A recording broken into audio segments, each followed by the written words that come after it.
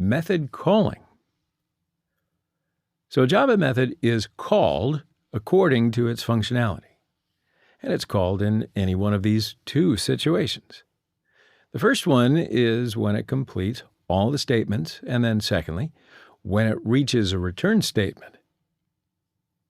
So in this example, we'll define a variable result with int data type.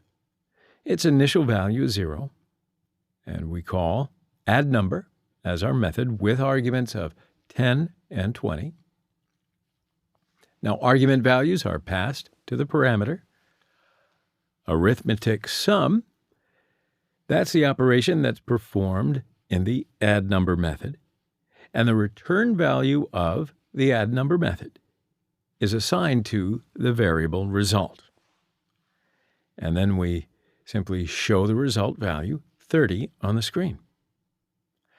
Also, we can directly use the addNumber method in the print method instead of assigning a new variable, and the result remains the same.